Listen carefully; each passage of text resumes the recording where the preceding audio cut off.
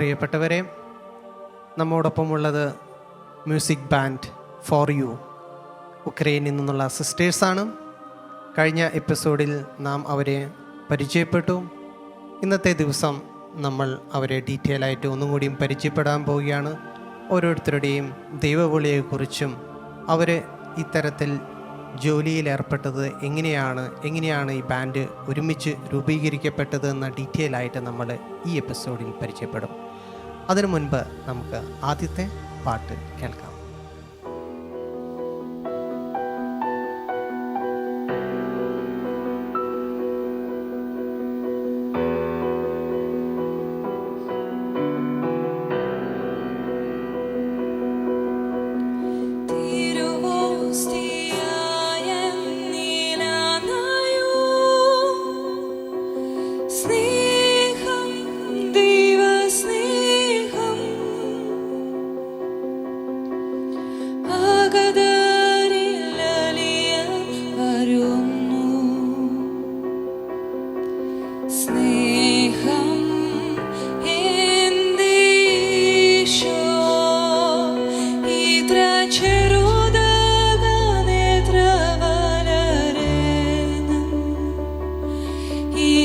Snake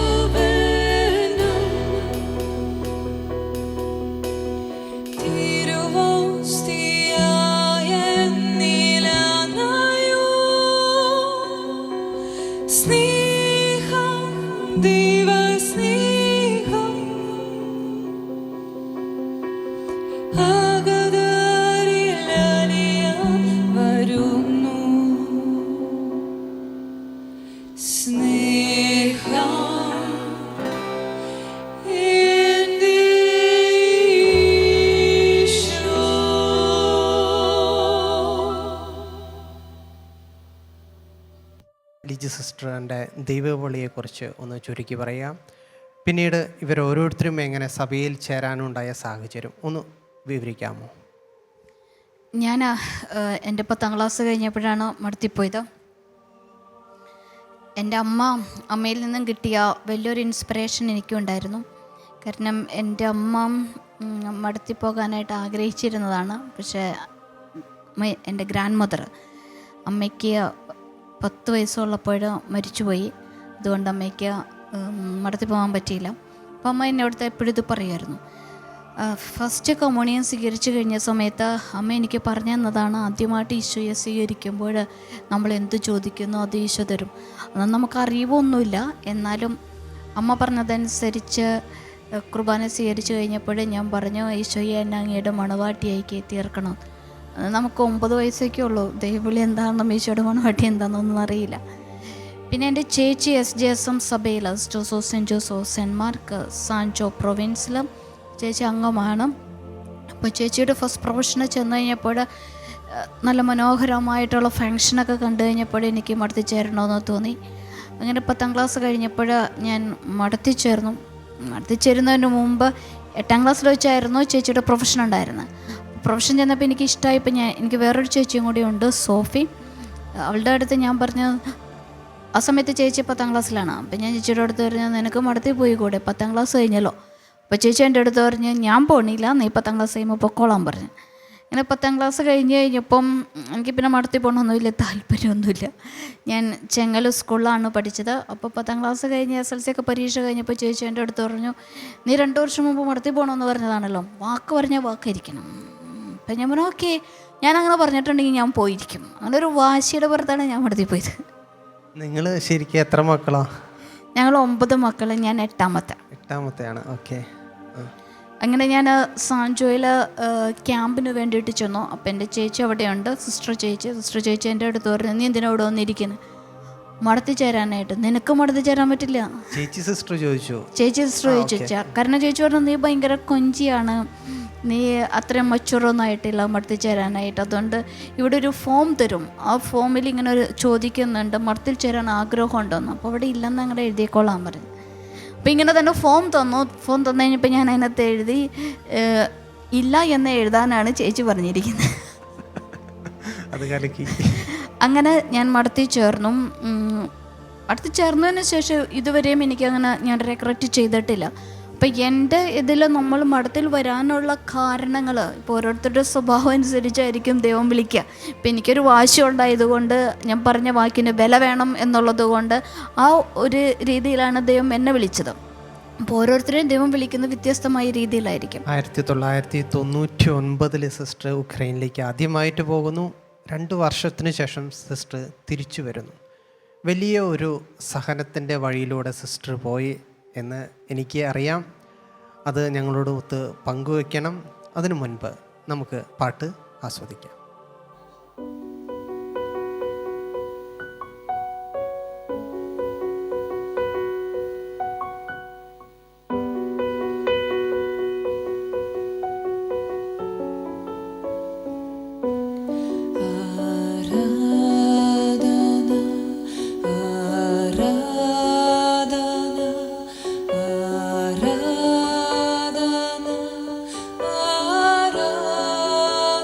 Radha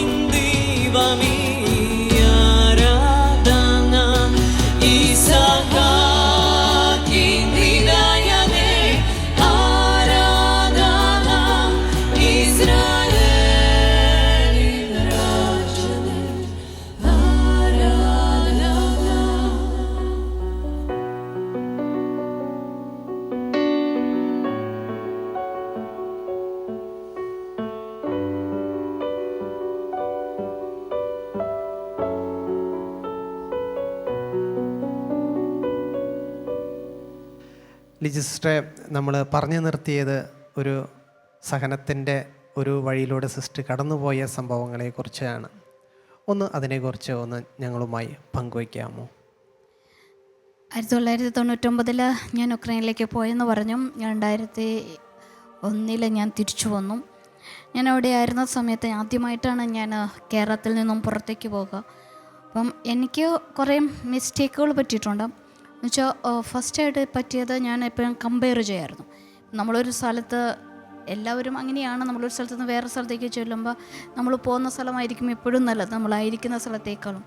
പക്ഷെ ദൈവം എന്നെ അയച്ചത് ഉക്രൈനിലേക്കാണെങ്കിലും അത് മനസ്സിലാക്കാനോ ദൈവം എന്നെ അങ്ങോട്ട് അയച്ചിട്ടുണ്ടെങ്കിൽ അത് ദൈവം അത്രയും ദൈവത്തിൽ പൂർണ്ണമായിട്ട് സമർപ്പിക്കാനോ എനിക്ക് സാധിച്ചില്ല. ഞാൻ സമർപ്പിതയായിരുന്നിട്ട് പോലും ക്ഷമയുണ്ടായിരുന്നില്ല, അത് വേണമെങ്കിൽ പറയാം. കാരണം എന്താണ് ദൈവം ആഗ്രഹിച്ചത് അത് ക്ഷമയുണ്ടായിരുന്നില്ല. നമുക്ക് എല്ലാ കാര്യങ്ങളും പെട്ടെന്ന് കാണണം ആണല്ലോ.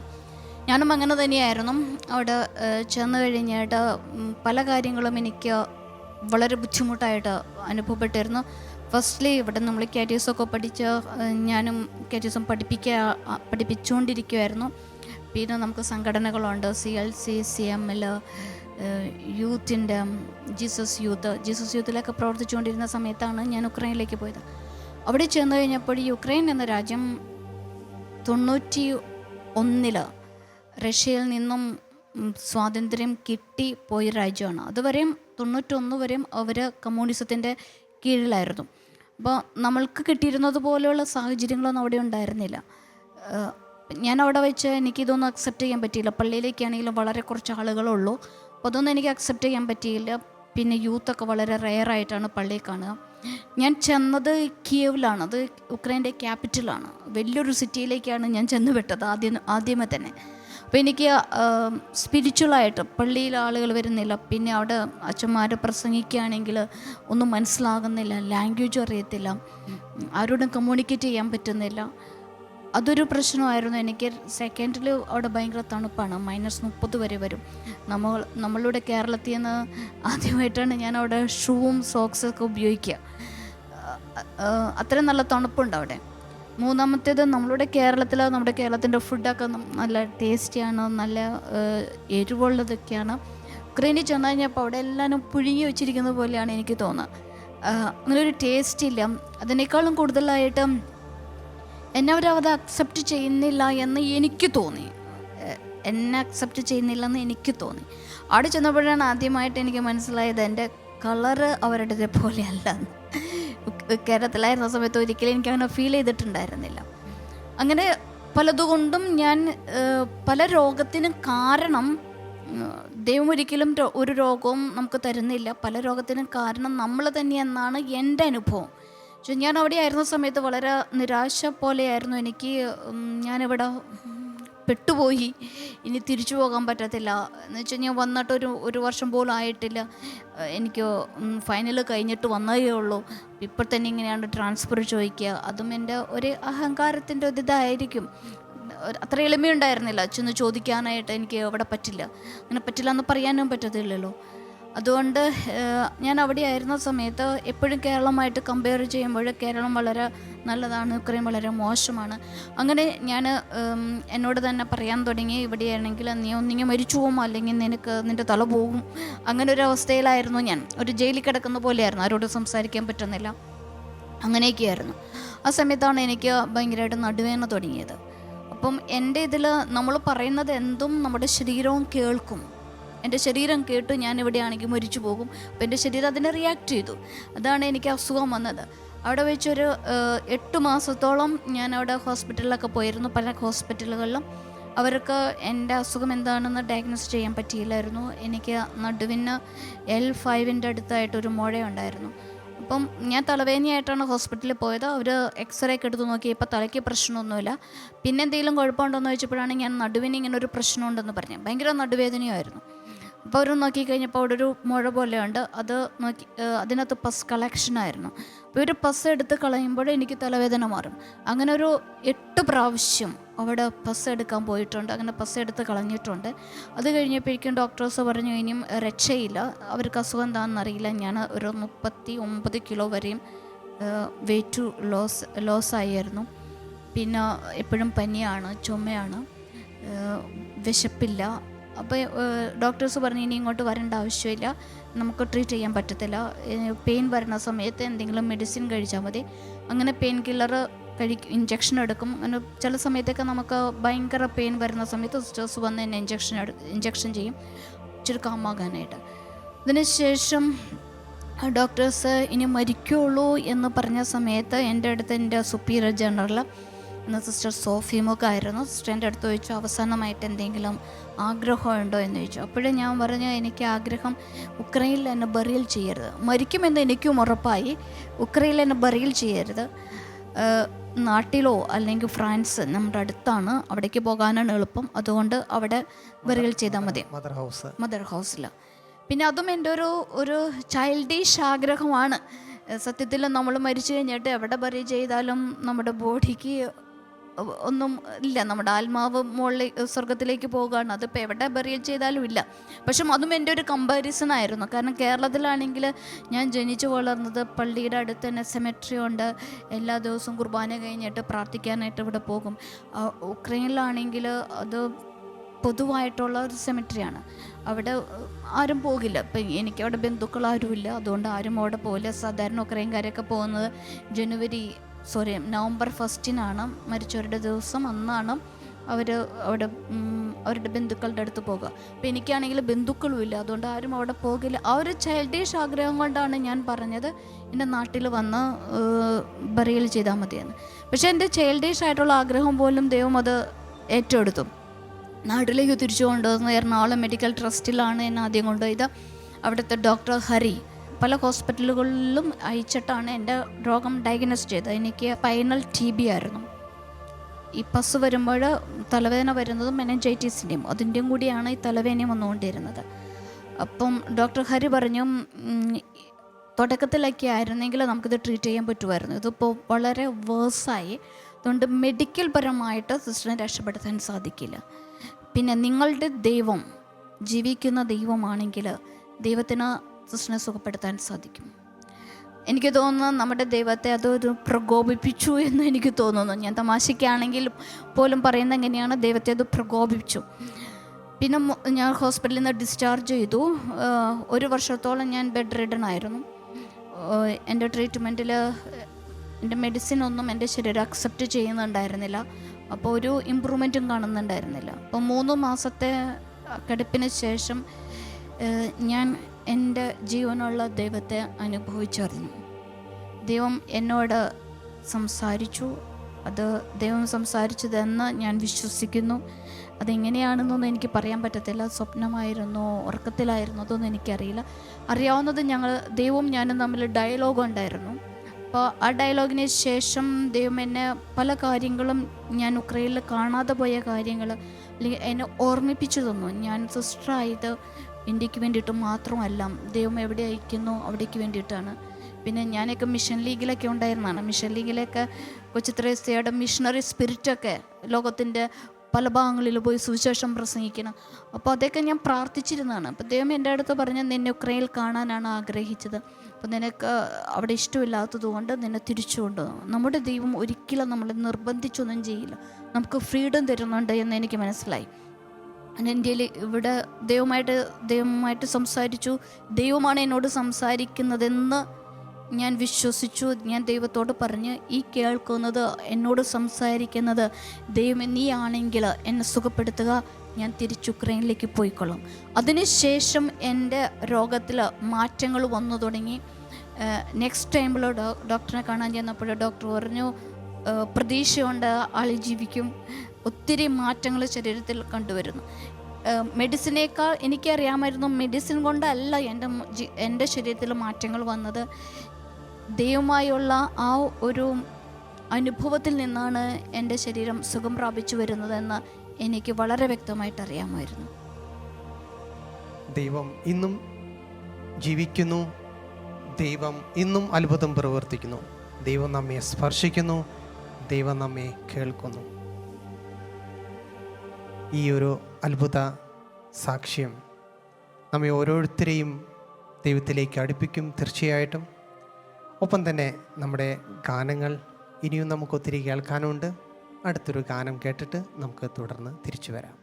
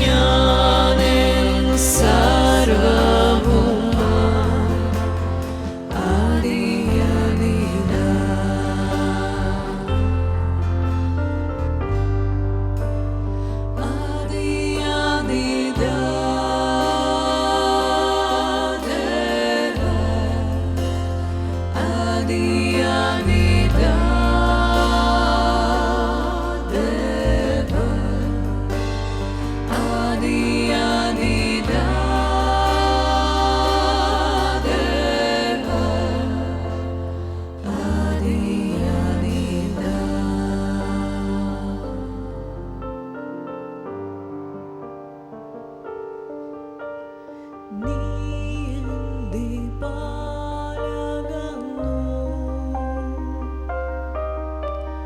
നീ എൻ്റെ ആശ്വാസമോ,